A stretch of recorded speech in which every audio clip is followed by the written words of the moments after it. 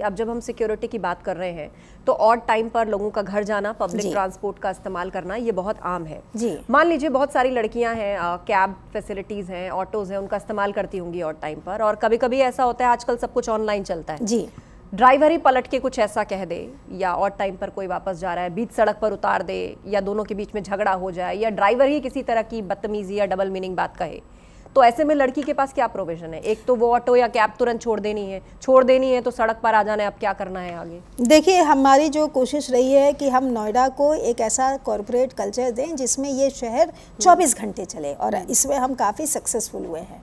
हमारे यहाँ पूरे प्रदेश में और खासकर नोएडा में हमने 112 और PCRs को ऐसे रीराउट करके रखा है, टाइम से स्पेसिफिक करके रखा है कि आने जाने वाले रास्तों पर उस पीक आवर में हम उनकी, या शिफ्ट बदली होने के समय में, जब एक शिफ्ट छूटती है और दूसरी शिफ्ट आती है उस समय में और अर्ली आवर्स में हमने इनकी रीराउटिंग करके रखा है। कई जगहों पर हमारे पास ऐसी कॉल आती हैं जिसमें महिला कर्मी रात में कोई साधन उपलब्ध ना होने के कारण वो कॉल करती है, और हमने 112 से उनको एस्कॉर्ट कराते हुए उनके होम तक पहुंचाया भी है। आपको करना क्या है ऐसी परिस्थितियों में? Don't take shit down. आप किसी से भी कोई गलत बात मत सुनिए, क्योंकि वो आपकी डिग्निटी के खिलाफ है। आप तुरंत उस टैक्सी को छोड़ें। जो आपका सर्विस प्रोवाइडर है उस पर आप शिकायत लॉगिन करिए, अपनी शिकायत उस पर दर्ज कराइए, 112 को कॉल करिए।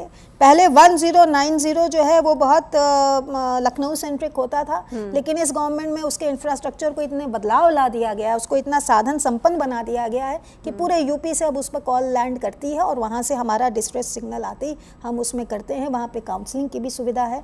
आपका काम है 112 डायल करिए, कोई ना कोई विदिन 5 to 10 मिनट्स आपके पास पहुँचेगा, आपको वो असिस्टेंस प्रोवाइड कराएंगे।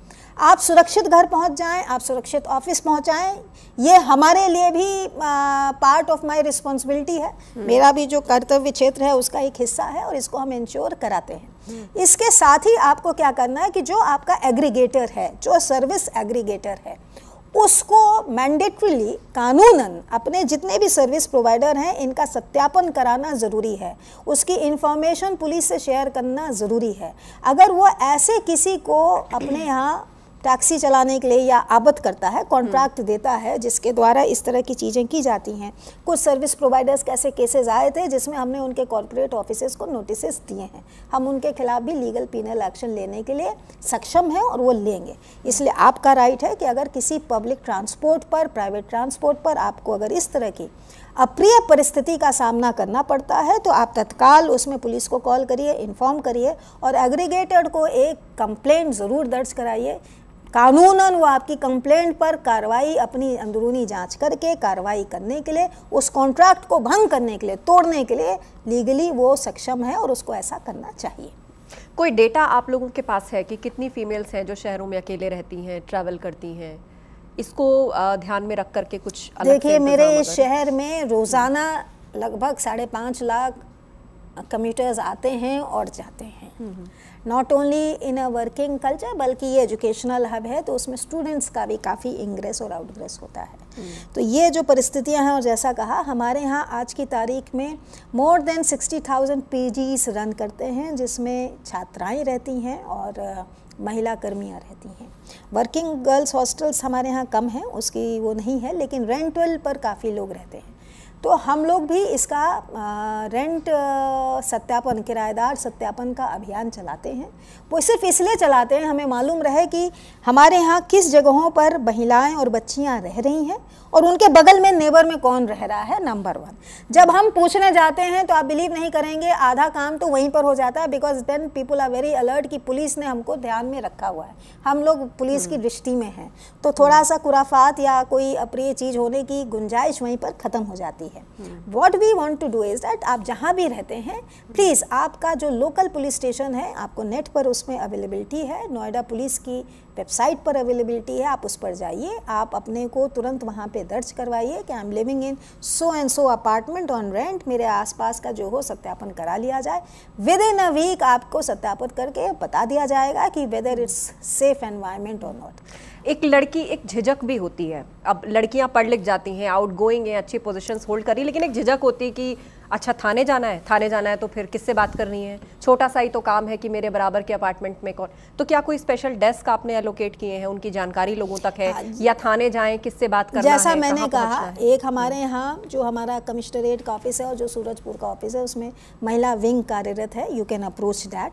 आप अपनी शिकायत ऑनलाइन दर्ज करा दीजिए, हम विद इन 24 आवर्स, अब तो बल्कि विद इन 4 आवर्स हमारा टाइम फ्रेम आ गया है, हम उन शिकायतों पर तुरंत पहुँचते हैं और उसका हल निकालते हैं।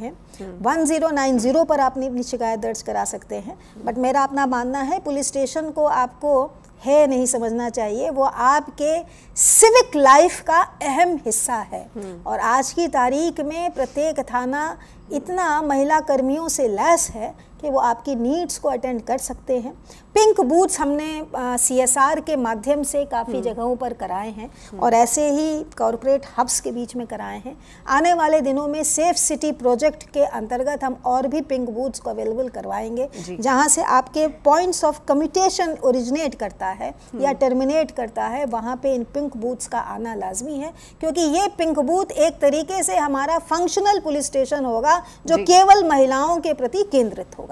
जी, एब्यूज़ एक ऐसी चीज़ है कि जो आमने सामने भी हो सकता है, फिजिकली भी हो सकता है, और आजकल तो वर्चुअली हो रहा है क्योंकि सोशल मीडिया इंटरनेट का ज़माना है। लेकिन ये एक्सेप्टेबल नहीं है कहीं से भी। लोग फेक प्रोफाइल बनाते हैं, कोई किसी के नाम से अब्यूज़ कर रहा है या कोई किसी को खास टारगेट कर रहा है, वर्क प्लेस पर डबल मीन बात कर रहा है, या सड़क पर ही कोई जा रहा है तो उसको कुछ कह करके निकल गया। तो ऐसे केस में क्या करना चाहिए लड़कियों को? देखिए, जो आपका ऑनलाइन या वर्चुअल अब्यूज़ है उसके बारे में मुझे अपना आपसे जो कहना है, don't share your private information और private space on your social media platform. आपको एक कोई लाइन खींचनी पड़ेगी, how much information you are going to dish out. आप अपने सोशल मीडिया प्लेटफॉर्म के माध्यम से, और आजकल बहुत सारे प्लेटफॉर्म्स हैं जिनके माध्यम से आप अपने व्यू पॉइंट्स रख सकते हैं, आप अपनी लाइफ के बारे में कर सकते हैं, लेकिन जो आपकी लाइफ के पर्टिनेंट हिस्से हैं, पर्टिनेंट इन्फॉर्मेशन है, उसको आप शेयर ना करें, नंबर 1।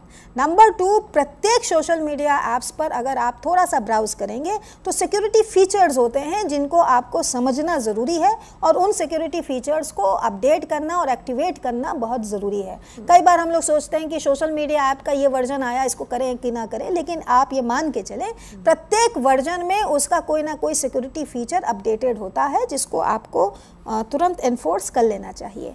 अगर आपको कोई वर्चुअल स्टॉकिंग कर रहा है, साइबर बुलिंग कर रहा है, आपकी आइडेंटिटी थेफ्ट कर रहा है, इस तरह के केसेस हमारे जो हैं वो तुरंत आए हैं, और इसके माध्यम से जो है वो कई महिलाओं को पीड़ित होना पड़ा है। तो मैं खुद उसकी शिकार हूँ इम्पर्सनलाइजेशन की। मेरे नाम से मेरे चेहरे का इस्तेमाल करके फर्जी अकाउंट्स बनाकर कोई किसी को रिक्वेस्ट भेज रहा है, कोई मैसेजेस भेज रहा है, और एक तो पैसे मांगने लगे थे। ये जो है ये आज की तारीख में सबसे बड़ा साइबर फ्रॉड उभर कर आया है, क्योंकि AI की उससे यूज़ से, मिसयूज़ से इस तरह की चीज़ें करना बहुत आसान हो गया है। तो you should be aware, number 1, और आप तुरंत इसको पुलिस को इन्फॉर्मेशन दीजिए। जो हमारी साइबर हेल्प डेस्क हैं हर एक थाने में, ये भी देखिए ये लागू करने वाला यूपी पहला स्टेट है, क्योंकि ये हम मान के चल रहे हैं कि आज की तारीख में हमारी विभिन्न सोशल मीडिया प्लेटफॉर्म पर पब्लिक की जितनी उपस्थिति है, सोशल मीडिया के सिक्योरिटी प्रोटोकॉल्स का कहीं ना कहीं वायलेशन होगा, और साइबर फ्रॉड्स आज की तारीख में सबसे मेजर हेडेक पुलिस के लिए उभर कर आए हैं। तो ऐसी दशाओं में हमारे जो साइबर हेल्पलाइंस हैं और साइबर हेल्प डेस्क हैं प्रत्येक थाने पर हैं, आप वहाँ पे अप्रोच करिए। प्रत्येक पुलिस हेडक्वार्टर पर है, आप वहाँ पे अप्रोच करिए। आप लॉगिन कर लीजिए यूपी पुलिस के पोर्टल पर, वहाँ पे अपनी शिकायत दर्ज कर दीजिए। BNS में आपके EFIR का प्रावधान है, आप कहीं भी बैठे हों वहाँ से EFIR आप दर्ज कर सकते हैं, और हम किसी न किसी माध्यम से पुलिस का कोई ना कोई अंग आपको रीच आउट करेगा।